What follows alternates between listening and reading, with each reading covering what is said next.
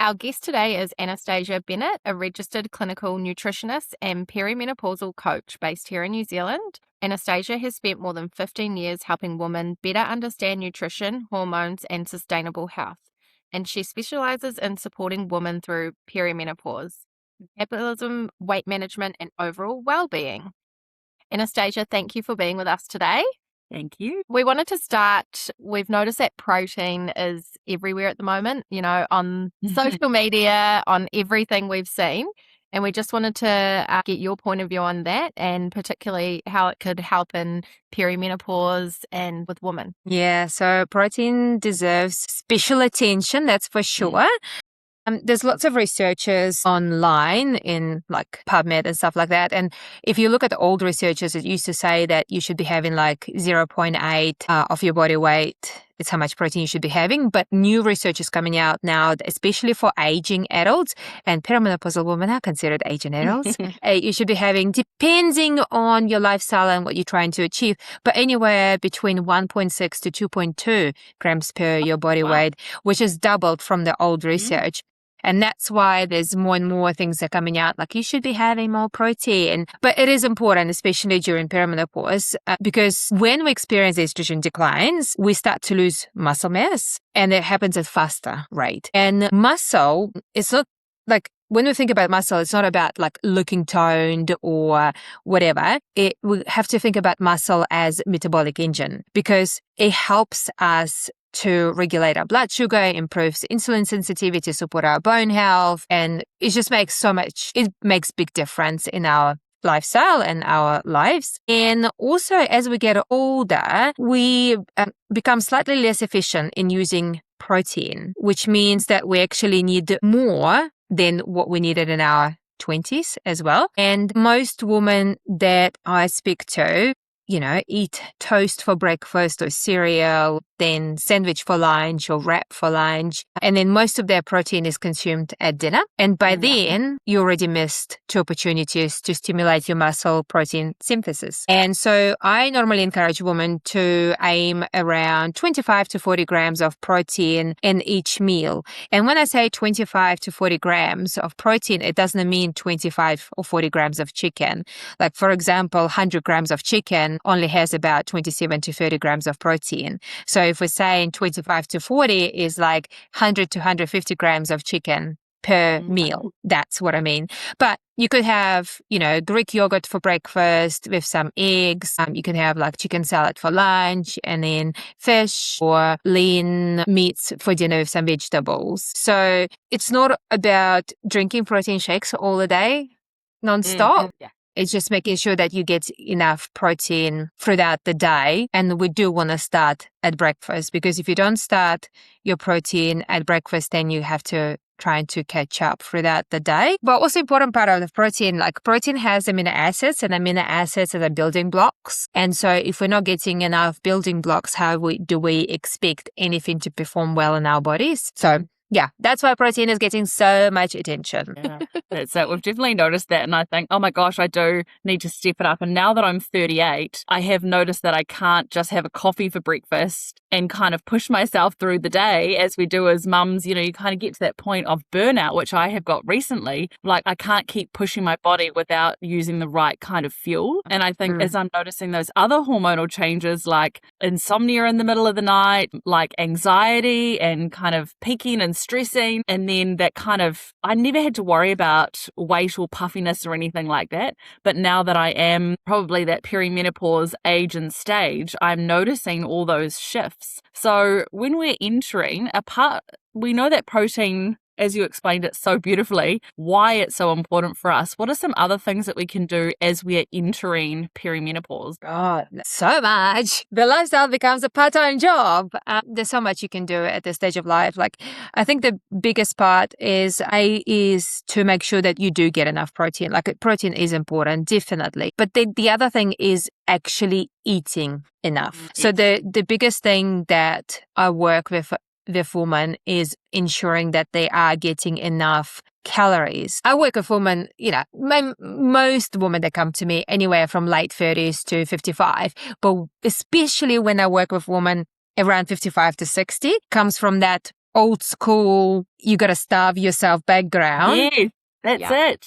That's the biggest challenge. And I always tell them, like, even before we start working together, I always tell them, like, you are going to complain. You are going to complain that you can't eat that much. With me, you're not going to be starving. You're actually going to complain like there's no tomorrow that you're feeling sick from eating so much more food because you're so used to undereat. And at this stage of life, undereating, our body perceives that as a threat and perceives that as a stress on the body. And so when there is a stress, there's a big connection between the stress and impact on hormones. So cortisol, which is your stress hormone, and progesterone, which is your sex hormone, are produced from the same thing called pregnenolone. And so our body will always prioritize production of cortisol over progesterone because we need to run away from the tiger. Okay, so we need cortisol to keep us safe. And so the early stages of perimenopause is actually reduction in progesterone. Like,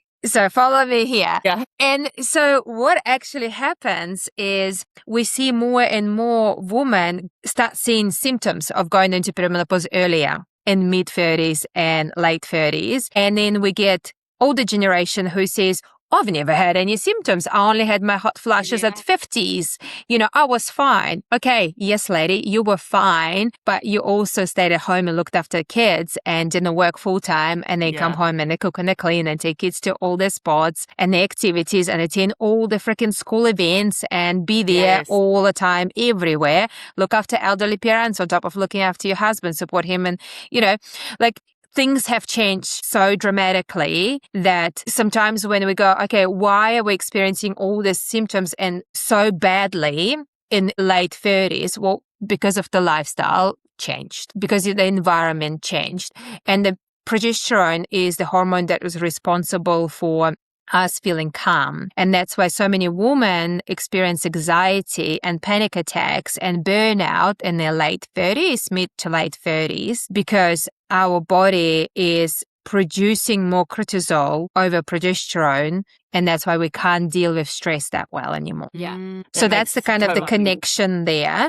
And producing more cortisol over progesterone, then we're starting to experience anxiety, we can't sleep, we wake up at 3 o'clock in the morning, we gain weight around the abdominal area, all of that, it happens from that. And then so when we start to experience depletion in progesterone, then it will push us. So estrogen and progesterone, they balance. And when you deplete your progesterone, it kind of automatically pushes your estrogen out of balance. Doesn't mean that you have too much of it. It just means there's an imbalance. And when there's imbalance, there's other symptoms kick in, like inflammation, water retention, puffiness, weight gain, all of that. So there's kind of like a big connection happening in that. And then, also when we're experiencing too much stress, when we go to bed at night, our cortisol cup should be empty. So our cortisol should be low at night. So if we're looking at the cup and so it's empty, our cortisol is responsible for us waking up in the morning. And so overnight, it should start rising slowly. And by 6 a.m., it's full, it spills out and go, wake up, and we wake up. When you go to bed and it's not empty, let's say it's here, it starts rising and it come up to 3 o'clock.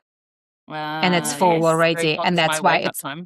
And that's why we wake up. So it could be that, or it could be undereating. So blood sugar responsible for you waking up as well. Blood sugar goes low, cortisol goes, she's going to die. I've got to wake you up. And it does make sense that there's that ripple effect, doesn't it? Yeah. And so with some clients, I go, okay, well, first thing, let's just have a spoon of honey before you go to bed. You can have other things. You can have food. You just need to make sure that your blood sugar is not low when you go to bed. But I say, just have a little bit of honey before you go to bed so your blood sugar kind of up a little bit, especially for those who do have sensitive blood sugar levels. And they normally they sleep for the night better. I don't mean like a pull jar of honey and have the whole thing. Well, and so what I'm hearing really is that managing our stress is really, really crucial. Like protein's really crucial, eating protein and eating enough, and also managing stress. Because I've noticed that I left my job recently because I was so stressed and I'd gained weight. I wasn't sleeping. Exactly how you're describing it was just like this ripple effect or this domino effect around everything else. Yeah. So sometimes you can't always leave your job and you can't always kick your kids to the curb, some days you want to. it's how we manage that stress is really important for the rest of our hormonal body and systems to work in a sort of cohesive way. Yeah, and I know it's easier said than done, managing the stress, but I think there's a couple of things that you can do. And you're doing, like, everyone is so different and everyone just needs to find their own, toolbox that they can use. Like for me, for example, when I first went into perimenopause at 37, my one show up as anxiety and panic attacks. And I was thinking, what the heck is going on? I've never been stressed in my life. I've always been running businesses, stressed environment, always on fire. I love stress because that's when my brain is on fire. With ADHD, I need stress in my life. But then I started having panic attacks, and I didn't know there were panic attacks. A few times I had to go to A&E, and they sent me to the Wellington Hospital because they were like, "Oh, I think you're having heart attack," and they did all the tests. At the start of the year. Yeah. And they're like, no, actually, you're not having heart attack. Your heart is fine. And I've been referred to a cardiologist. I've done all sorts of different tests, and I had to wear the monitor for 24 hours. And there's lots of tests been done. They're like, no, your heart is amazing. And then there's an old Asian doctor come in, and he was just like, you're having a panic attack. And I'm like, no, I don't get stressed. I'm not having a panic attack. I have time for this. No, this is not happening. And I completely ignored him. I was like, no, this is not panic attack. Something physically wrong with me. I feel like I'm dying. You need to do all the other tests. And after a few times and a few visits to hospital, I'm like, maybe it is a panic attack. maybe he's right. And that's when I worked with a psychologist, and I remember having a conversation with my friend who was a psychologist. I was like, maybe I'm having psychosis. Maybe something is totally wrong with me. And she was like, girl, if you were having psychosis, you wouldn't know that. You wouldn't be even thinking you might be. You would be feeling like nothing wrong with you. And then it kind of grounded me. I was like, okay, I'm fine. If I'm questioning my own behavior, I'm fine. But yeah, I did lots of work on my mental health. I did EMDR. I worked with a couple of people who do training in anxiety and did training in, hypnosis and all that stuff. And what I found worked the best for stress, regulating myself, is breathing exercise. I can't do a poses yoga, cannot do meditation. I like yoga if it's flow yoga, but if you want me to hold there, my brain is too active. I cannot do that. While I'm holding, I'm like, what about that tree? What about that bird? What are they doing?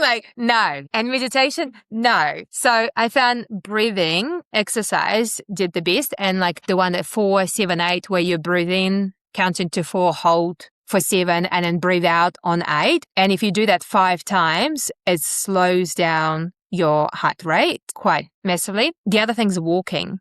I literally, when I was going through that stage of life, I had to stop I used to do CrossFit. I had to stop that. I had to stop any cardio, any HIIT classes, anything like that. I had to focus on just walking, and even strength training. When I tried to do a little bit, I had to minimize it to the point where I wouldn't get my heart rate go up, because as soon as it's up, the anxiety would kick in straight away. And I was having heart palpitations too, until I've realized that I was iron deficient. So that's another thing. If you're iron deficient, it can give you heart palpitations, which can send you into anxiety.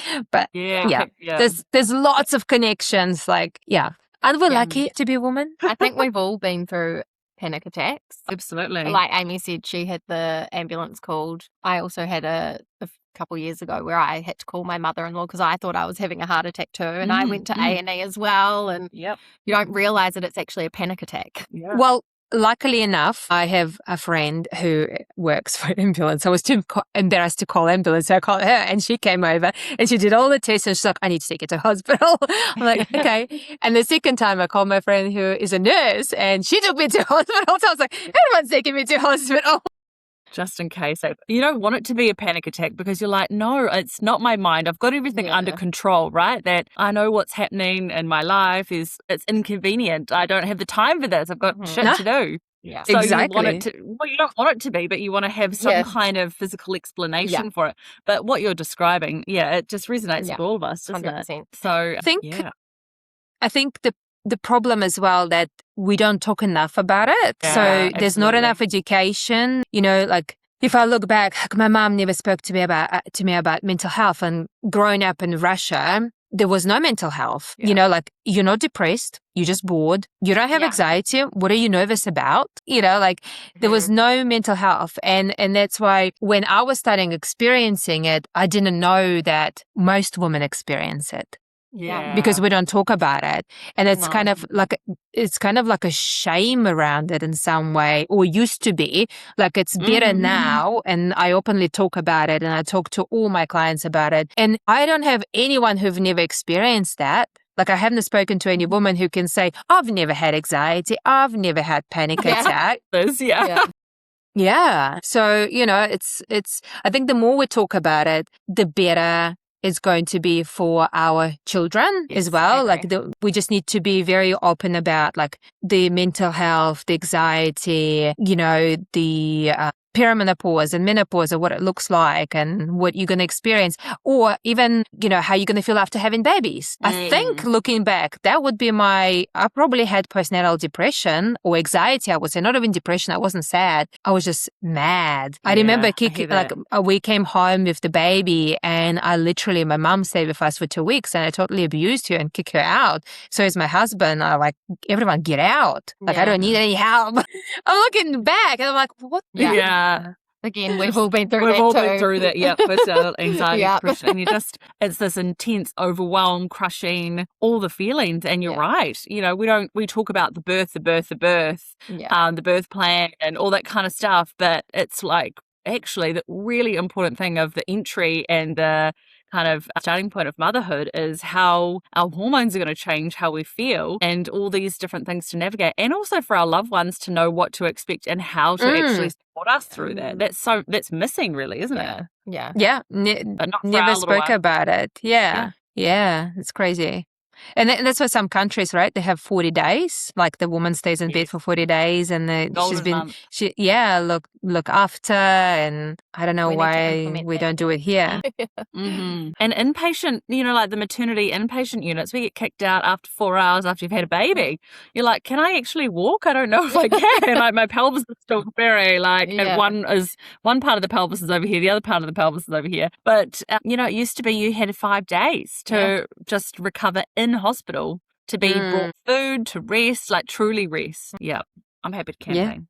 I guess for me, I'm not quite in my late 30s yet. I'm only 33. But I wanted to know from you, is there anything that I can do to support my body and my hormones to prepare myself for that stage? Yeah, so the habits you build now become your insurance policy later. So I always say that to everyone, like what you do now, it's your insurance for your future. That's your longevity plan. You want to make sure that like we start losing our muscle in early 30s. So that's the big one. So you know how people say, your metabolism slows down. Well, it's not that your metabolism slows down. It's just you're losing muscle mass, and your muscle is the metabolic engine. So the less muscle mass you have, the less you're burning calories at rest. So the less calories you burn. So that's why we say, you know, if you want to lose weight, you got to do strength training. It's not because we want you to look certain way or because we want to build the muscle. You're never going to look like a bodybuilder if you don't train, you know, 3 hours and hours and eat tons of food and whatever. Like it's really hard to build a muscle. But we wanted more muscle mass so you burn fat faster. Yeah, because I've heard a lot about that. In your 30s, you should be doing like the strength training. Obviously not super hard, but I used to go to the gym quite a lot. Hard. My bones are getting too sore. My knees are crunchy. Well, you don't have to do super heavy. You can do, you know, like even the reformer Pilates, work on the smaller muscle groups. Like I know when we say do strength training, everyone thinks about heavy deadlifts and heavy squats. No, Yeah. like you just need to get resistance training happening, like the bands, the reformer Pilates, even walking uphill, downhill, dumbbells, kettlebells, all of that is great. That's what you want to be doing. And it's interesting, when we lose estrogen, we also lose bone density. And the only two things that can actually improve your bone density is resistance training or taking estrogen down the track, right? Okay. And so I'm in the medical menopause already, and I've had low vitamin D. You need vitamin D to help with your bones and stuff like that. And so I insisted for DEXA scan, which is your bone density scan, even though they're like, you don't need to get it done until you're 55 or 65, whatever, like when you're up there already. And its results came back, and like in overall, it's okay within the range and the lower, but then my left hip is low bone density. And I'm like, I'm 43. 42, 40, whatever I am. I'm not 55. And they're like, oh, you should do the scan done in 5 years again to see what's happening. And I'm like, what if I didn't get it done until 55? I would be on the road path to osteoporosis. Absolutely. And I am doing weight training all the time since my late 20s. I am on HRT. I'm taking estrogen. What happens to those who do nothing? Yeah, that's a scary thing, isn't it? Yeah. And I'm not even in I am on medical menopause, but I'm not in my 50s or 60s. Yeah. I suppose the other thing as well, like there's lots of supplements and all that kind of stuff online being targeted. Is there any supplements that you recommend or don't recommend? Do they help? Is something going to help? Well, I always there are lots of supplements like, oh, here's a perimenopause, here's a menopause supplement, here's this, here's that. What problem are you trying to solve? What symptoms are you trying to navigate? Yeah, true. First of all, I'm not at the moment, but first of all, what are you trying to solve? If you try, for example, what symptoms are you experiencing? Like, let's say you're experiencing, I don't know, anxiety. So then you should be looking at what supplements could help. Like, first of all, why are you experiencing anxiety, right? Like, what are we plastering here? You want to go to root cause. Like, for example, you can experience anxiety if your magnesium is low, right? Or it could be that you're experiencing anxiety because your iron is low. So instead of taking some supplement that doesn't have any of that in it, you want to get the test done as well and figure out what is on the lower side. Like, we don't want to be going, are you within the range or not range? Like, the range is bullshit, to be honest, because it's different for everyone. If you're in the lower range and you're already experiencing symptoms that come with that lower range, then you should be supplementing that thing. Okay. Yeah. So if we were to look in overall, most people in New Zealand low on magnesium and vitamin D. Okay. But I highly recommend still getting tests done, especially for vitamin D, to make sure that you're actually on the lower side, because you don't want to be taking it if you're on a higher side, because it can impact your thyroid and it can impact other things. So we don't want to be taking that. So you still want to get the test done to see where you're sitting within the range. And yes, your GP might not get it done. So invest in yourself, get it done privately. You will benefit from it. But if you were to think about okay, well, what should I be taking? Collagen is never going to hurt you. You should be taking collagen. If you want to increase your protein, but you're not consuming meat, then you should be looking at getting protein powder. But if you were to get protein powder, always look for the clean thing that doesn't have too many carbs, doesn't have too many fats, because if it has carbs and fats, chances are it has all the other shit added to it to taste good. We don't want to be getting something that tastes good. We want to get something that does what it's supposed to be doing. Okay. So those protein bars or muesli bars, they're all full of shit added to it. So, Nothing Naughty actually have quite good proteins, and they even have a bone broth protein powder, which actually tastes good, and it doesn't have stuff added to it. So I actually put that into my son's smoothie because he doesn't like meat. So we have to get protein into him somehow. The other thing as well, if you are vegetarian, then chances are you will be low in B12, so you'll have to supplement that. And chances are you're going to be low in iron, so you might have to supplement that. But again, we don't want to have too much iron, so you do want to get that tested. Yeah, so before you go and buy all different supplements just because you see on social media and it's you should get this, and if you're mid-30s, no, you should get this if you know what's inside it, and if what's inside it is going to contribute and improve your symptoms. Yeah. Make sure you're eating enough calories. Make sure you're getting enough fiber. Make sure that you get colorful vegetables and fruit into your diet and you get enough protein. That should give you, like, supplements are the supplements for the reason we always want to get things from food first as much as we can. Yeah, absolutely. Yeah. So how much, or does pregnancy and having babies like affect when you're entering perimenopause? Like, is it a dramatic difference the more children you have, or is it all just the same in terms of symptoms and things like that? Every woman is so different. I mean, no. Every woman is very different. I used to believe that, if you don't have kids, that your period can go for longer, but no, that's, Style as well that can help with all that stuff. Yeah, it's a more lifestyle. Yeah. The average age of menopause is 51, and menopause is for white women, because if you are Asian or Indian or it's earlier. It's actually earlier. Average age of menopause. Yeah, it's like, I think it's 45 or 46 or something like that. Okay. So actually earlier. Yeah. And menopause is just the one moment in your life when you haven't had your bleeding for 12 months nonstop. Once you had that, you're in menopause. But perimenopause can start anywhere from, they used to say 5 to 10 years. Now there's more research, 8 to 15 years prior. So do the maths, 51 minus 15 could be 36. Yeah. And you could be still having babies. Like, I had my son at 36 and, I remember going to doctors and going, I experienced rage. Or even before I had him, I started to experience rage, and I actually had miscarriage prior to him, halfway through miscarriage. And they were like, oh, you're just grieving. I'm like, I'm not grieving. I understand biology. I understand if the pregnancy ended itself, there was something totally wrong. Like, I'm not grieving. Like, I understand. And they're like, no, you're grieving. And I'm like, no, I'm raging. Yeah, there's something wrong. Yeah. But then after I had my son, that's when the anxiety and panic attacks kicked in. And that's when I've done all the tests, private tests, like Dutch test. And that's when it came back that I didn't have any progesterone, didn't have any testosterone, didn't have any cortisol. I'm like, that makes sense. Thanks. Yeah. One more thing I just want to touch base. We covered, like when your, first sort of symptoms was anxiety and that stress thing.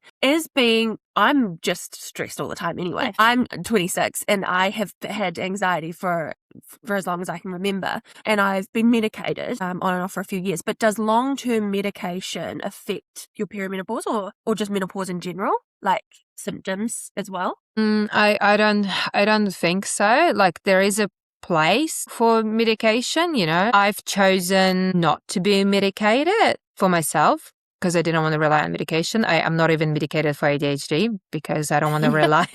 I just want to live my life raw. Raw dogging it. I know, I feel a bit crazy. What helped me personally, EMDR, I did EMDR. Do you know what EMDR is? EMDR. So it's eye movement. It's like a reprogramming of your brain. Mm-hmm. Yeah. Yes. Yeah, so working through causes, like why you're experiencing anxiety or what causing it, and like what childhood traumas that you might have. And I found I did it for like 2 years, and I feel like that's kind of helped me the most. The other, there is a place for it, and some people really need it. So it's personal choice, but I don't think there's enough research to see if it impacts menopause or perimenopause. I don't know. I don't think so. There's more research done, like now, there's more research coming out. They're starting to do research on women, which is great. But I think it's going to take us another 5 to 10 years to actually get more information. But no, if somebody needs it, they need it. Yes. Like, I think if it helps, it helps. It's great. Like I've tried when they first, when they first give me anti-anxiety, and I've tried, and I was just like, no. I feel more anxious. I got off of it straight away. I'm like, nah. They're like, oh, you should slowly do it. I'm like, nah, Yeah. And then this is not working. It's making me worse. And then the same thing happened with ADHD meds when I got diagnosed. The reason I got diagnosed, because when I was having severe anxiety, they actually referred me to a psychiatrist with severe anxiety. And the first thing she's like, oh, let's get you tested for ADHD. And I'm like, okay. And she's like, oh, guess what? And I'm like, well, I knew that. Yeah, I knew that. Everyone knew it. All my staff that were working for me at the time, they joked about me having ADHD. And I'm like, yeah. Well, because you get emails from me at 1 o'clock in the morning. Yeah, same happened with ADHD meds. When I first started taking it, I had side effects and I was just like, nah, not doing that. Yeah, fair enough. And it's like you said, it's individual choice. We're all individual. Yeah, it's very individual. And like, there's nothing wrong with taking medication. Like, it's if it works for you, that's fantastic. That's awesome. It just didn't work for me. That's why I decided not to. But I don't think that its impacts you going into early or later. I don't think that does anything. No. Yeah. And I guess for Amanda, because she's only 26, I guess the same advice you gave me is the same advice you give someone in their 20s to prepare. Exactly. The other thing with anxiety or depression as well, you have to be thinking about like what's causing it and what neurotransmitters may be out of whack a little bit and why. And the one thing I always remind people is that serotonin is your happy hormone, right? Like it's 95% it's produced in your gut. So what can you do to support production of it?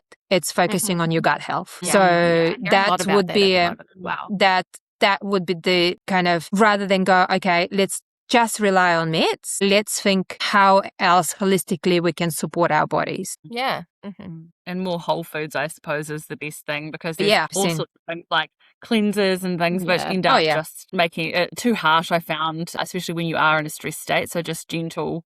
Just eat. Just eat. Eat more food. I love that advice. Eat more food. Yeah. And probably wrap it up now, but we do want to ask you one question, which we're going to ask all of our guests. If you could let us know what made you need a minute in the last week or two when you were like, I just need a fucking minute. So many things. My kids? No, it's funny. I always say that, like, I'm quite open with my kids and I always tell them, like, I'm overstimulated right now. I need you to just shut up and give me 1 second to kind of piss out. Or I have a sauna at home, so I just turn the sauna and I go into the sauna after I like feed them, bath them, get them ready. I'm like, sit, watch TV. I'm going in the sauna. But my 6-year-old now is starting to say that to me. He wants to get up early in the morning so he gets a peace time to himself without anyone else being awake. Oh gosh. And I'm like, what? He was like, I just want a time to myself for 5 minutes. And I'm like, it's 5:30. He was like, I'm going to get up. I want to sit by myself in the lounge. I'm like, my God. Okay. But I guess it's good, right? Like it's in a way, it's good when we like very open like this about like that with kids, because then they understand, like, if you're feeling overstimulated or you need time to yourself, it's okay to say that out loud, because then people in the room are like, okay, I'll support that. I'll piss out. See you in 5. And my daughter does that. She's 11, but that's a different conversation. But if I'm like raging or like telling her, she's like, stop, mom. And I'm like, okay. And she's like, just stop. I hear you, like, stop. And I'm like, okay. And I think to myself, like, I do need to stop, because I'm teaching her to say that means that person should stop. Like, her words matter. You know, it's not just empty words. Like, if you say stop, it means stop. Whoever is doing that. And I teach my son saying, like, if your sister says stop or shut up, like, you do that. You know, just give a space. Okay, well, we really appreciate you coming on, and I think we've learned a lot, and I think a lot of people will pick up a few things. Definitely going to eat more. I'm going to eat more calories. Eat more. Try and be less stressed. Yes. Where can our listeners find you, Anastasia? Okay, so, well, I'm Anastasia Bennett. You can either find me on Facebook and just search Anastasia Bennett. I'm sure there's lots of Anastasias around. My website is perimenopausehealth.co.nz. And if somebody wants to book like discovery call or a consultation, it's all on website. Everything is in there. On Instagram, you can follow. I post a lot of content on Instagram. It's at perimenopause_health_coach. I probably won't reply to messages if you send me on the Instagram, because I get so many. But if you send me email, then it's admin@perimenopausehealth.co.nz. Awesome. Thank you. And we'll link that all in the notes after our session. But thank you so much. It was great to see and great to hear all about your expertise. Thank you. Good. Thank you so much for having me.